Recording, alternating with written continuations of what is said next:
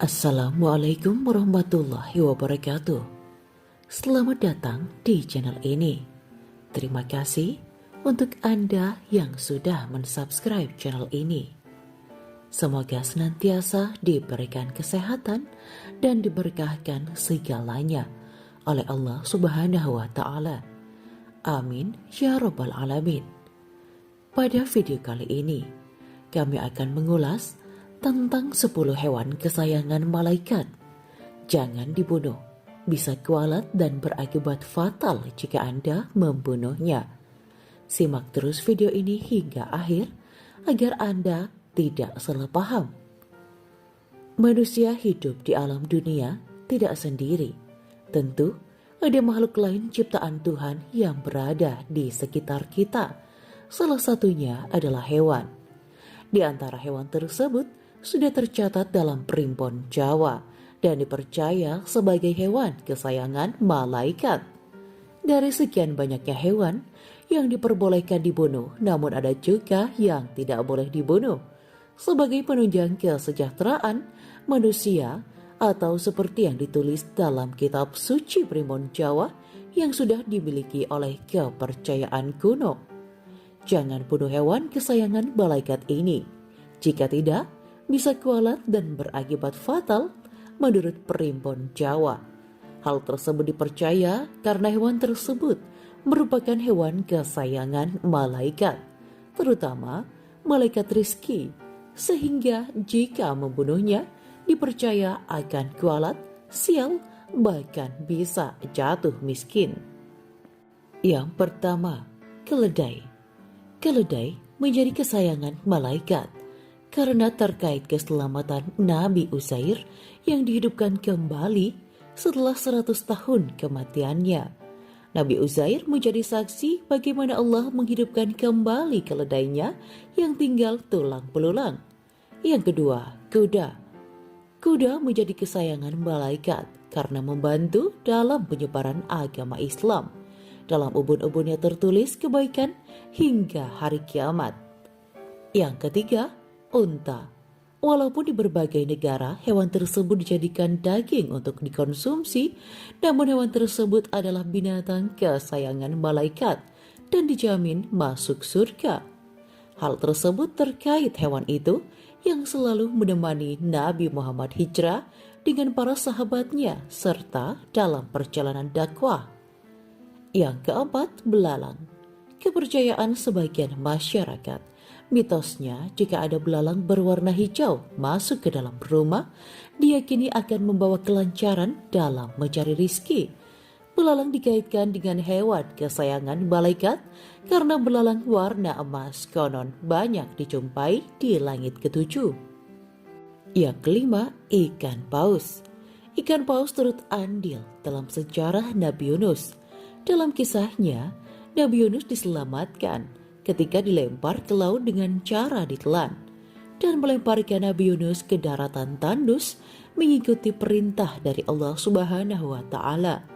Akibat kegagalannya dari dakwah terhadap kaumnya melalui ikan paus, ia menyampaikan kelalaiannya pada Tuhan karena Nabi Yunus tahu hewan tersebut kesayangan malaikat. Yang keenam, laba-laba. Laba-laba yang ada di suatu rumah yang berukuran besar sering dianggap akan datangnya rizki. Laba-laba dipercaya hewan kesayangan malaikat karena jasadnya pernah mendorong Nabi Muhammad. Dikisahkan pada saat itu, hewan tersebut menutupi goa dengan jaringnya, sehingga Nabi Muhammad dapat bersembunyi dengan aman dari kejaran kaum Quraisy.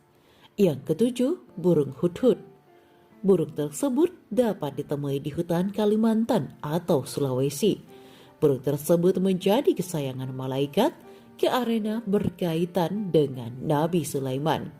Burung hudhud terdengar dengan kecerdikannya dan juga kesetiaannya. Burung tersebut sebagai pencari informasi atau penyampai kabar musuh oleh Nabi Sulaiman yang mampu berbicara dengan binatang. Yang kedelapan, meskipun banyak yang ngeri melihat ular, Ternyata hewan tersebut merupakan kesayangan malaikat. Menurut kitab Primbon Jawa, ular yang masuk ke dalam rumah jangan langsung dibunuh karena ular tersebut membawa pesan. Banyak orang yang mempercayai jika ular masuk ke rumah itu adalah ular yang tidak biasa, namun jelmaan jin, dan merasa takut jika membunuhnya akan kualat dan berakibat petaka. Ular dikaitkan dengan mukjizat Nabi Musa. Jenis ular yang boleh dibunuh jika masuk ke rumah adalah yang berpotensi melukai atau ular yang sudah dibuang tetap masuk hingga 3 kali. Yang kesembilan, semut. Hewan berukuran kecil tersebut memang sering mengganggu. Namun ada beberapa jenis semut yang menjadi pertanda. Jika banyak semut, pertanda akan banyak rizki. Semut yang sering ada di rumah, padahal rumah tersebut bersih, itu berarti semut tersebut merasa nyaman di rumah Anda. Rasa nyaman tersebut dirasa oleh semut tersebut dengan kemanisan yang dirasakan dalam rumah, tangga yang rukun dan harmonis, hingga aliran rezeki yang baik. Yang ke-10, kucing. Kucing di berbagai belahan dunia merupakan hewan yang dipercaya memiliki daya magic dan dirasakan sakral. Seperti di Mesir, kucing dianggap jelmaan dewa. Kucing juga disebut sebagai hewan kesayangan Nabi Muhammad dan para malaikat, sehingga dianjurkan tidak boleh menyakiti maupun membunuhnya. Menurut Primbon Jawa, menyakiti atau membunuh kucing akan berakibat sial hingga 7 turunan. Apabila tidak suka kucing, jangan menyakiti maupun membunuhnya, cukup diusir saja. Demikianlah 10 hewan kesayangan malaikat yang tidak boleh dibunuh. Jika dibunuh, maka akan mendatangkan kesialan dan nasib buruk yang akan menimpa Anda. Tetapi, biar bagaimanapun, nasib buruk dan nasib baik tetap ditentukan oleh Allah Subhanahu wa Ta'ala. Kita sebagai manusia harus selalu menerima takdir yang menimpa diri kita. Terkadang kita memang sulit menerima takdir, apalagi jika takdir itu berupa kesulitan atau kegagalan.